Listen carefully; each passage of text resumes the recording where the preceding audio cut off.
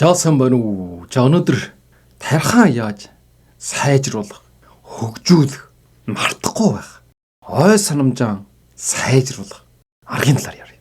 За яагаад заавал бид нар тархаан хөгжүүлэх, сайжруулах талд анхаарах хэрэгтэй вэ гэх юм бол насан турш хүмүүсийн тарих жил тусамд 1.5% авчиж яадаг, жижигэрж яадаг. За энэ нь болвол энэ тархины хамгийн гол ой санамжийг хариуцсан гэсэн.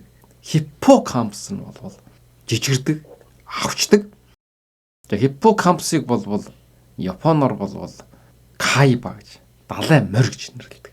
За энэ нь болвол жил тусамд авчиж яадаг гэсэн. Хэрвээ Алцхаймер жөнөгрөх өвчин туссан тохиолдолд болвол ерөнхийдөө жонж эхэлж байгаа хүмүүсийн хувьд болвол жилд дунджаар 4-5% муучдаг. Хамгийн сүүлд нь бол ерөөс юу санах юм болдог. За энэхэн зэрэгч гүйцэтгэлийн хувьд. За энэ нь юу гэхтэй зэрэг ажил хурд гэсэн үг тархины. За энэ нь бол бас ерөнхийдөө жил тусамд болвол 0.1-ээс 0.3% буурчдаг. Тэгэхээр яах вэ гэхтэй зэрэг тархиан сайжруулах, хөгжүүлэх арга хэмжээ авах хэрэгтэй. Тэгхийн бол ийм асуудал үүсэхгүй. Хүн бол 70 хүрсэн чинь 80 хүрсэн ч тарих нь бол муухтдаг.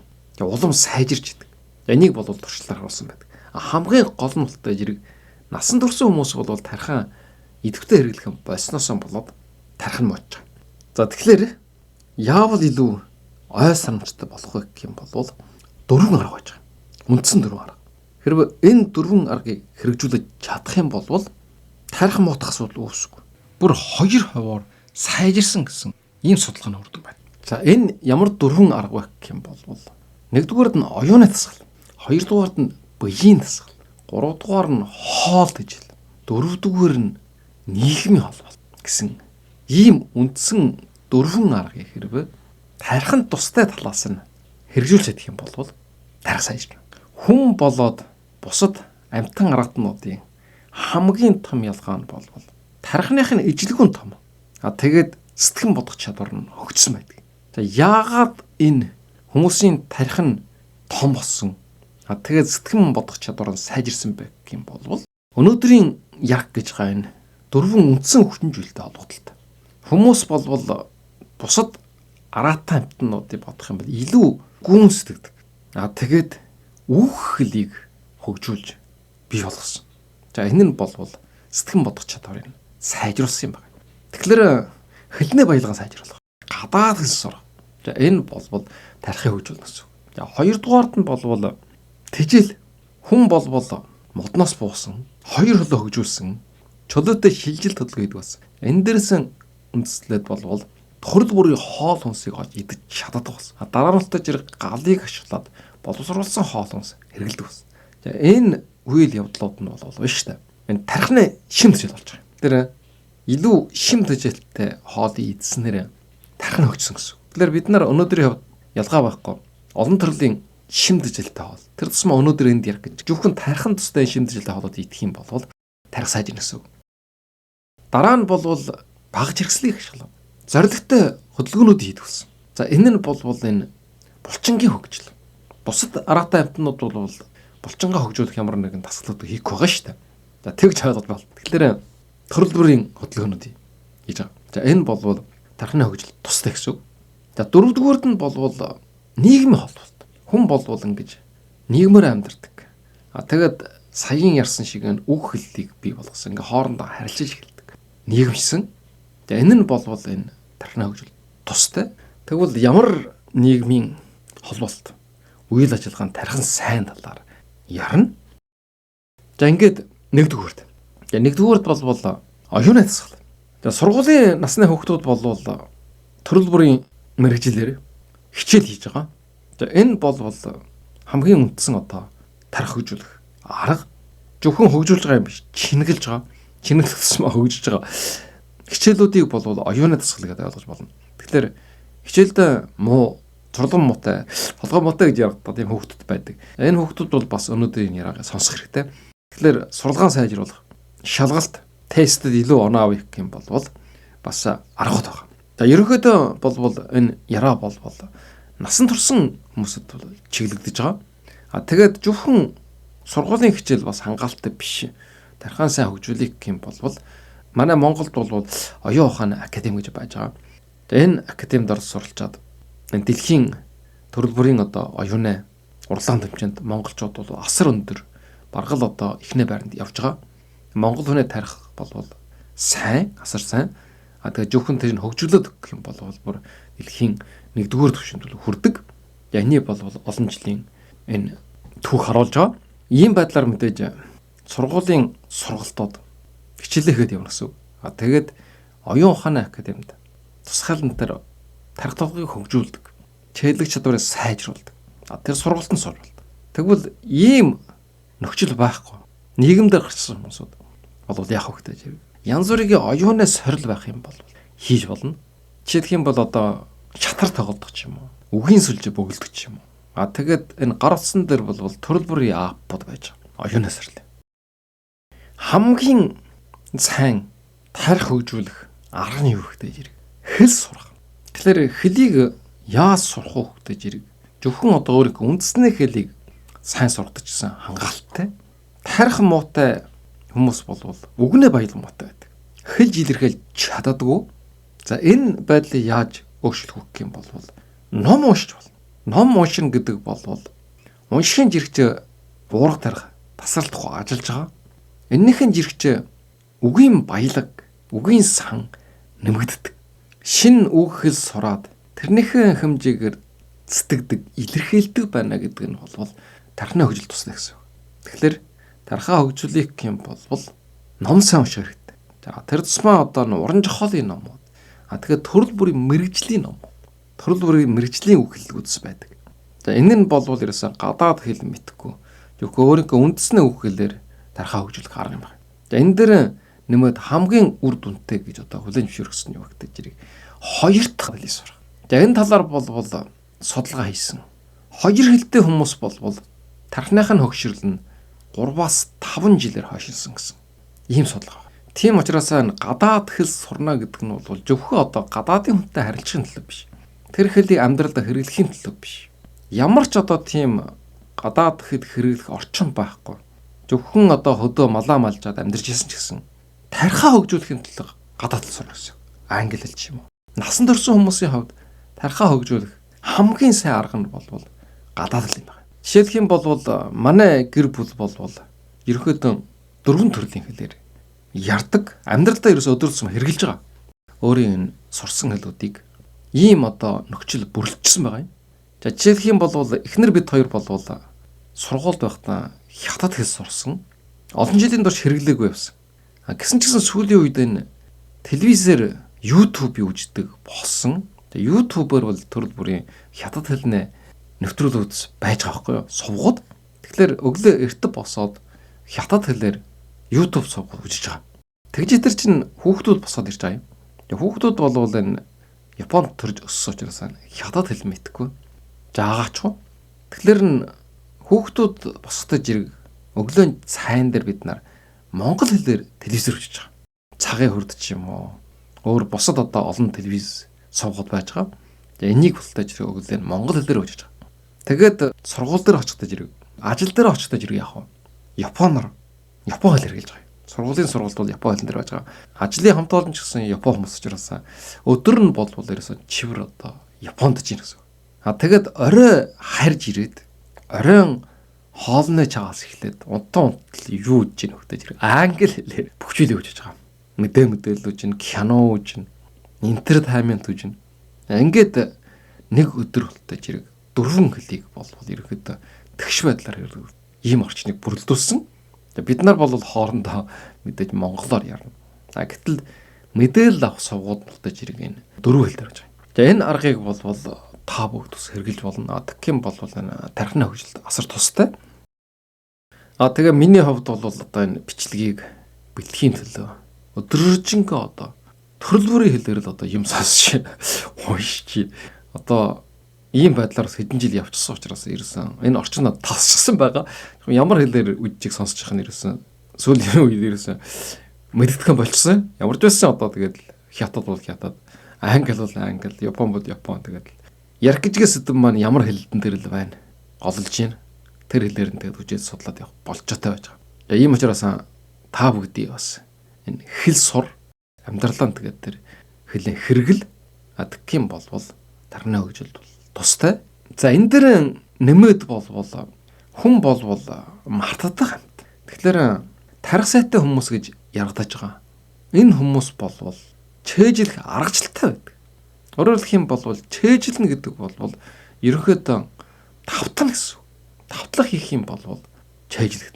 Бид нарын уншсан юм уу сонссон зүйл бол 20 минутын дараалал гээд 42% нь мартчихсан.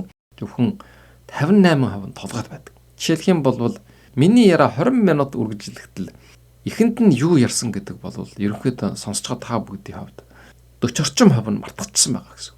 Тэгээд нэг цагийн дараа гэхдээ 56% нь мартчихсан байна. Нэг өдрийн дараа гэхдээ 67% нь мартчихсан байна. За ийм байдлаар 7 хоногийн дараа бол ерөөсөн 75% нь мартагдав. Нэг сарын дараа гэд 80% нь мартчихсан байна. Ийм учраас яах вэ гэж мартахгүй заавал чэйжлээ гэсэн зүйлийг болвол мартагдаас өмнө тавтал хийнэ байгаа юм. Нэг өдрийн дараа дахиад миний ярьсан яриагаа сонсч болно. 7 хоногийн дараа дахиад нэг удаа сонсно. Сарын дараа дахиад нэг удаа сонсох юм бол миний ярьсан өнөөдрийн энэ яриа хэжээч мартагдахгүй. Алсын санах он чинь хадгалагдаж байна. Насан турш юм бол. За энэ нь болвол ерөнхийдөө юм мартахгүй чэйжлэх үндсэн арга. Богон санах ой болоод алсын санах ой гэж байна. Хэрвээ юмыг ингэж мартахгүй юм болвол энэ тархины багтаамж дүүрчих учраас дахиад шинэ юм чэйдлэх болчих болж. Энэ компьютерийн дисктэй адилхан. Тэгэхээр заавал мартах хэрэгтэй. Энэ тийм муу юм биш. Тарих муудсны шин тэмдэг биш юм. Зориуд бол мартуулж байгаа юм. Тэгэхээр заавал одоо чэйжлэх ёстой зүйлийг бол ийм тавталтын аргаар алсын санах ойнтой хийх ёстой. Бид нар жарим зүйлүүд ерөөсөн мартдаггүй, байнга толгойд эргэлдээд байдаг. Яагаад вэ гэхээр байнга тэр бодож байгаа учраас олонтойхон давтагдсан байна. Бага насны үеийн одоо чураамаа гэдэг ч юм уу, сэтгэлийн шарх гэдэг ч юм уу. Ийм зүйлийг хүмүүс мартдаггүй. Тэр яагаад мартдахгүй байна вэ гэхээр дахин бодоод байгаа учраас. Тэрэн шиг мартахгүй гэсэн зүйлийг бол ийм дахин бодох хэрэгтэй. За тэгэхээр нэгдүгээрд бол энэ оюуны дасгалын талаар ярьлаа. Сургууль үжиж байгаа тэр гिचүүдүүд бол тэр чихэр одоо оюуны дасгал юм. Дээр нь нэмээд болтож ирэх жороо тэр сургалтанд суух хэрэгтэй. Тэгээ болтож ирэх төрөл бүрийн оюуны сорил дасгалуудыг хийж их хэрэгтэй. Тарих хөгжүүлэх тоглоомудаар тоглож явах хэрэгтэй. Жишээлбэл шатар гэдэг ч юм уу. За энэ дээрээ нэмээд сургуулийн насны хүүхдч болго нийгэмдэр гарсан хүн болвол хамгийн чухал нь болвол хэл сурах юм. Энэ болвол тарихыг хөгжүүлэх хамгийн хүчтэй арга. Хүн хэлийг бий болгосноор бол тарих хөгжсөн. За энийг мартаж байна. За одоо 2 дугаар тархийг хөгжүүлэх бол биеийн дасгал чухал. За биеийн дасгалд бол 2 үндсэн дасгал байж байгаа. Нэг нь бол энэ хүчлэлтөрөгч хүчтэй идэвхтэй амьсгалах кардио дасгал. Гүйдэг ч юм уу, түргэн алхдаг ч юм уу, усан сэлдэг ч юм уу, дугайгаар аялдаг ч юм уу. За энэ бол идэвхтэй хүчлэлтөрөгч амьсгах кардио дасгалд орох юм байна. За энэ ягаад өгтэй зэрэг нь бид нарын энэ тархинд бол хүчлэлтөрөгч хэрэгтэй. Хөдөлгөөнгүй удаан суух юм бол тэр тусмаа одоо стресстэй үед бол хүмүүс амьсгахаа ерөөсөө мартадаг. Хүмүүс ярддаг. Амьсгаа авах завгүй байна гэдэг. Тийм яар байсан гэж. За энэ бол маш ноцтой асуудал үүсэж байгаа гэсэн. Амьсгаа авах завгүй байна гэдэг чинь амьсахгүй байна гэсэн үг байхгүй юу? Зөвхөн хэлж байгаа үг биш. Тэр яаруу байна гэдгийг илэрхийлэхийн төлөө би амьсгаа авах завгүй байна гэж хэлж байгаа биш. Юу гэхдээ үнэхээр амьсгаа мартсан гэсэн үг. Тэгэхээр яах вэ? Хүчил төрөгчийн дутагдалд орно. Нас нэмэх тусмаа, жин нэмэх тусмаа хүмүүс хөдөлгөөн хийхгүй байдаг. Тэгтээ жир хүчил төрөгчийн дутагдалд орно. Энэ нь бол тархинд муу. Хүчил төрөгчийн дутагдалд байна. Шин эсэдүүд бий болж чадахгүй. За нөгөө нэг нь бол булчингийн дасгал. Хүчнээ дасгал хэлж байгаа юм. Булчингаа хөгжүүлэх хэрэгтэй. За энэ бол энэ тархины жусан хангамж сайжирна. Тархины жусан хангамжийг сайжруулах нь юу гэхдээ зэрэг энэ цусаар дамжаад тэжээлүүд, шим тэжээлүүд тархин жөвөрлөгдөх гэсэн. Тэгэхээр толгойн чусан сутсан том тусмаа. Тэрнийх нь ажиллагаанд эдий түргэн тусмаа. Хангалттай шим тэжээл авдаг болно гэсэн. Тарих сайтай байна. Гүйлгээ ухаантай байна. Тархин түргэн хөдөлдөг гэж бас ярьдаг. Тарих түргэн хөдөлдөг хүмүүс юу гэхдээ зэрэг цусан хангамж сайн байна гэсэн. Өндөр биштэй хүнээсээ илүү намхан биштэй богинохон хөгжүүлэлттэй хүнээ тархан сайн байдаг гэсэн ийм судалгаа хүртэл байдаг. Зүрхнээс ойрч ирсэн. Тусан хангамцаатай. Тэгэхээр энэний бид нар яад давах вэ гэдэг жирийг хүчнээ тасгал болжингаа хөгжүүлэх тасгалыг сайн их юм болвол тархинаа тусан хангамц сайжирна. Тамирчнууд яагаад тархан сайн байдаг? Энэ болвол тасгал хөдөлгөөн хийсэнтэй нь холбоотой. Тамирчнууд бол толгой нь онцгой сайн байдаг. Толгой сайн байх болоод мэдлэг хоёр бол бас өөр шүү дээ. Ингээ ярихтаа жирэг нь тэр тамирчнууд болвол ерөөсөн хул гараа хөгжүүлсэн хүмүүс толгой муутай гэж ярьдаг. Тэр буруу. Толгой бол асар сайтай. Жохон мэдлэгтэй юм уугүй юм уу гэдэг нь өөр асуудал. Тамирчид маань булчингаа хөгжүүлэхийн жирэгчээ бас ном сайн уншаад мэдлэгтэй юм бол тэр гайхамшигтай гэсэн. Хоёулаа төгс бүрэлдсэн гэсэн.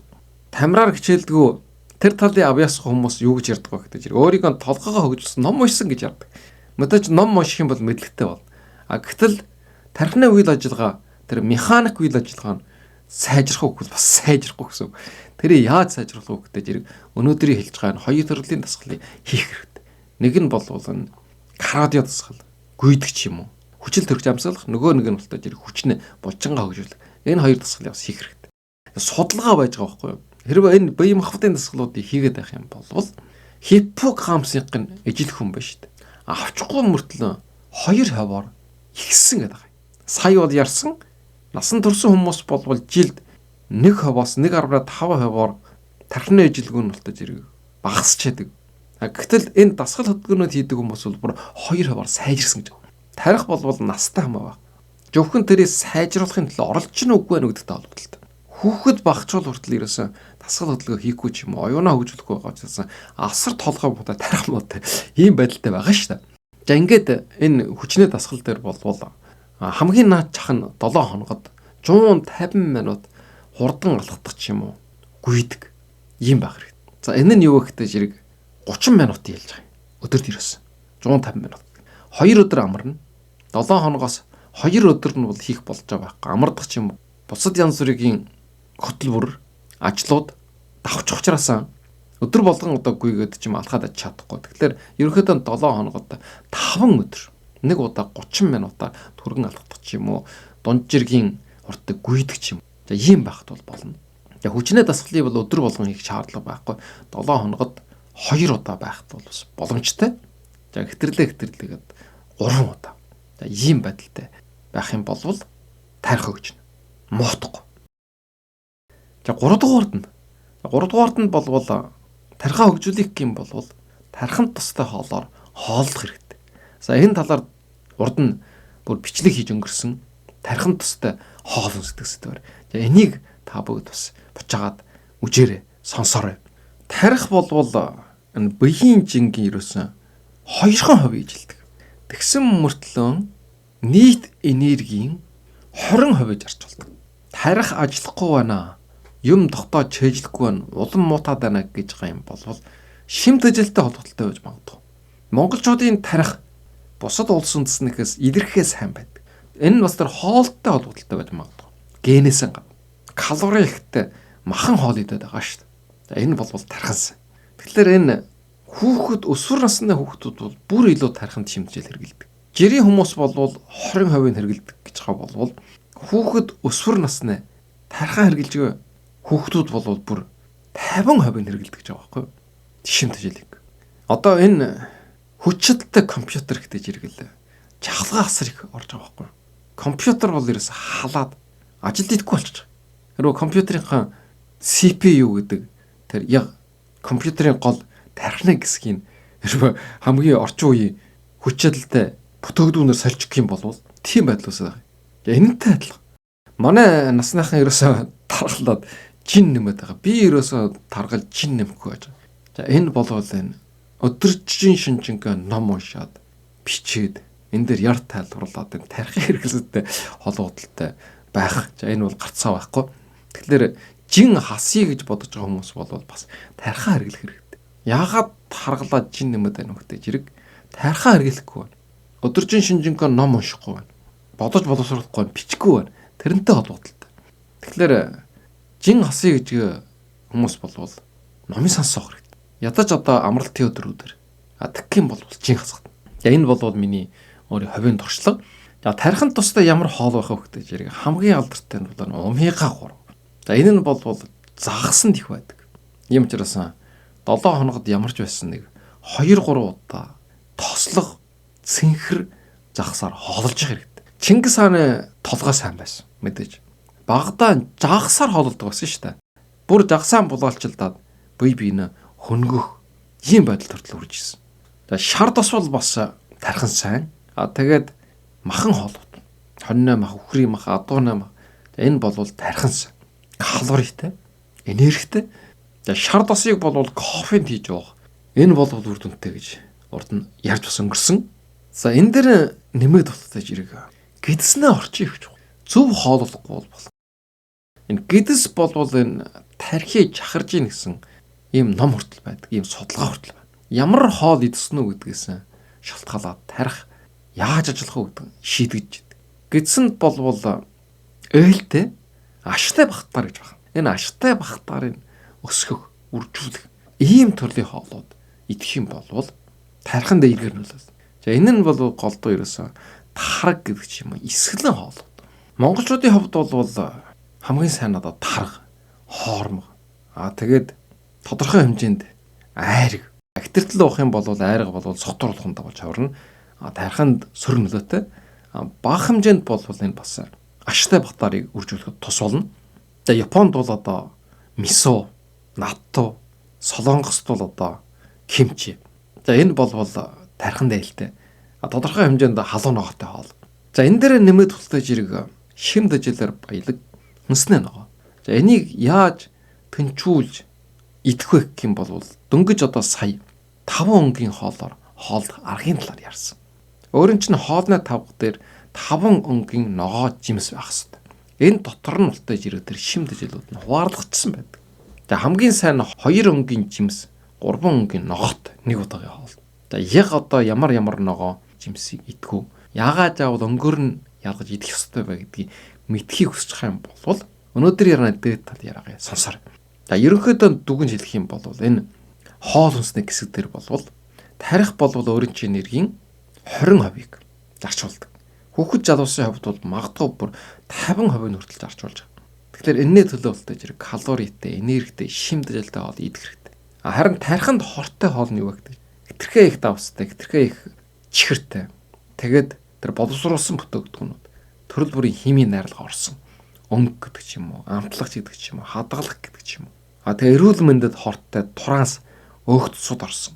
Энэ хоолууд бол тархин сөргнөлөөтэй гэдэсний орчны ус эвдэж байгаа. Энээсээ болоод ерөөс анхаарал төвлөрөл байхгүй, ажиллах чадваргүй болдог. Амархан ядардаг. Энэ бүхэж зүйл бол өөрөө чинь буруу хоолтой болгох. Хэрвээ хоолоо зүв болгож чадах юм бол тарих асар сайн ажиллана. Хамгийн сүүлийн үеийн хурдтай компьютер шиг байж чадна. За өнөөдөр ярих хамгийн сүүлийн сэдв нь юу гэвэл тархийг хөгжүүлэх, сайжруулахад нийгмийн холболч чухал. Нийгмийн холболт гэдэг нь ултаж ирнэ. Нийгмийн харилцааг өргөжүүлэх. Олон хүмүүстэй өдөр тутмын харилцах. За энэ бол тархинд хамгийн сайн. Эннийхээ эсрэг ганчаардах, өөрийгөө тусгаарлах. За энэ бол тархинд хамгийн муу.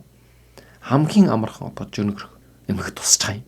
Хүн бол нийгмийн харилцаж явах үед энэ янз бүрийн эерэг дааврууд ялгарч байдаг. Зөвхөн даавар ялгарх биш. Сэтгэл зүрхэнд бас өөрчлөлт орж байгаа.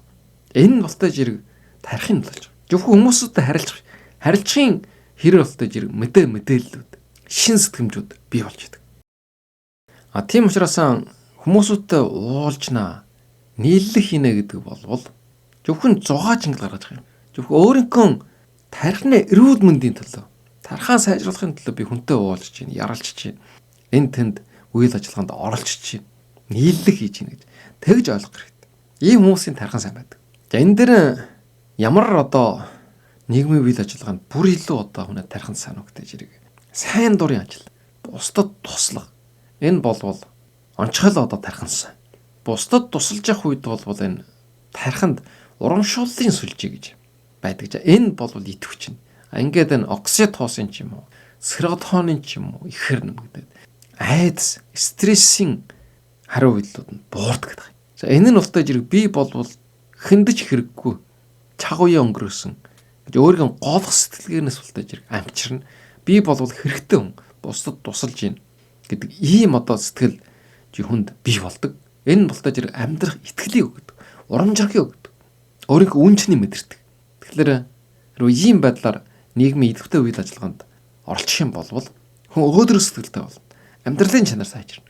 Тийм учраас өөрийн чинь амьдарч байгаа орчинд нөхцөлд ямар сайн дурын үйл ажиллагаа байна вэ? Тэрэнд одоо хамрагдах хэрэгтэй. Тийм юм байхгүй маа гэдэг зэрэг санаачлагаасан эргэн тойрондоо юу хийж болох вэ? Хэнтэй харилцаж болох уу? Хэнд тусалж болох уу?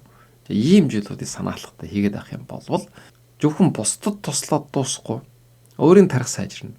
Тэгээд өөрийн чинь амьдарч байгаа орчин эерэг уур амьсгалтай болно. Бие биедээ өшөнжин сансан, үжин ядсан, хатаархсан. Энэ байдал болвол тэр чихэр стресс, буур бахамдал, сэтгэл уналтыг бий болгож байгаа. Эннийхээ эсрэгээр бусдыг хайрлах, хадгалах, туслах, дэмжих энэ ажиллагаанд идэвхтэй оролцох юм бол тэр орчин өөрөө бүхэлдэн өөрчлөгдөнө. Ийм орчинд байгаа хүн бол эрүүл урт наслана. Тэгэхээр ямар нэгэн нийгмийн харилцаанаас ирсэн татгалзаж болохгүй. Хэрвээ өөр чинь урилга ирдэг ч юм уу хүсэлд ирдэг юм бол заавал оролцох хэрэгтэй. Тийм юм байхгүй бол өөрөө хөөцөлж чад янз бүрийн арга хэмжээнд хамрагдаж хэрэгтэй. Эхний төлөө зөвхөн өөрийнхөө уурга тархийг хамгаалах, хадгалах, хөгжүүлэх, эрүүл байлгах гэнэ л. За өнөөдрийн ярьсныг товч дүгнэе. Өнөөдөр уурга тархиа хөгжүүлэх, сайжруулах аргын талаар ярьлаа. Энэ дээр бол үндсэн 4 аргыг хэлсэн. Энэ нь бол хүн араатай амьтнаас ялгараад өнөөдрийн хэмжээнд хүрсэн. Эннийх нь хамгийн гол хүтэмжүүл нь юу байсан бэ гэдэг хэрэг тархины хөгжил байсан. Хүмүүс яаж тархиа хөгжүүлсэн байна вэ гэдэг хэрэг тэр бус араатай амьтнуудаас ялгараад энэ хөлийг бий болгосон байна. Хөл гэдэг бол сэтгэхүйгийн хөгжил. Сэтгэхүй нь хөгжихтэй зэрэг янз бүрийн одоо багц хэрэгслүүдийг чохон бут. Ингээд нэгдүгüүрд нь бол энэ тархиа хөгжүүлэх хамгийн үндсэн арга нь бол өөрийнхөө хөлийг сайжруулах. Төрлөх хөлөө сайжруулна. Үгийн баялагтай болно. Үгийн сангаа сайжруулна. Энэ л илүү ном унших хэрэгтэй. Тэгээд гадаад хэл сурах. Гадаад хэл бол тархиа хөгжүүлэх хамгийн сайн арга. Гадаад хэл хэрэглэгдэхгүй орчинд байсан ч гэсэн зөвхөн тархиа хөгжүүлэхийн төлөө 2 дахь хэлийг сурах хэрэгтэй. 3 дахь хэлийг сурах хэрэгтэй. 4 дахь хэлийг сурах хэрэгтэй. За энэ дээр би өөрийн жишээг өсөлсөн. Ямар байдлаар одоо гадаад хэл сурж гинэ үгээд. Гадаад хэл сурах орчныг бүрдүүлж гинэ үгээд. Тэгээ 2 дугаард нь бол хөдөлгөөн, тасгал. За энэ бол механик талаас. Тарих гэдэг чинь бол нэг эрхтэн юм байгаа шүү дээ. Тэгэхээр энэ тарих гэдэг эрхтэн шин эсэд бий болох хэвээр. Чусан хангамж сайн байх хэвээр. Тэрний төлөө яг хөвгтэй зэрэг хүчил төрөгч амьсгадаг, түргэн алхдаг, гүйдэг. Энэ дасгал хөдөлгөөнүүдийг хийж их хэрэгтэй. 7 хоногод 5 удаа, 1 удаа 30 минутаар 4 удаа байсан ч болно. Энийг бол миний хувьд ч гэсэн сүүлийн үед хавшуулчихсан байгаа. Тэгээ булчингийн дасгалыг 7 хоногод 2-3 удаа хийж. За энэ бол тархинд асар сайн. Тамирчид ягаад толгой сайтай байдаг гэдэг зэрэг дасгал хөдөлгөөн хийж учраас тархины жусан хангам сайтай. Шин эсэдүүд нь төлж бий болдог. Энтээр холбогдол.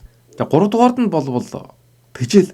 Тархинд бол тэжээл асар их хэрэгтэй. Тарих ерөөсөө биеийн 2% ижилдэг ч гэсэн шим тэжээлийн 20% жарч болдог. Хүүхэд залуучууд бүр 50% хүртэл жарч болдог. Тийм учраас тархиндан тэжээл болох шим тэжээлтэй хоолоор хооллох аргуудыг ярьсан. Калоритой хоол. Тэгээд 5 өнгийн хоол. Тэгээд тархинд хортой хоолуудаар хооллохгүй хэрэгтэй. Арх там хэрэглэж болох. Боловсруулсан бүтээгдэхүүн идэж болох. Хэтэрхий их сахар, хэтэрхий их кофе ууж болох.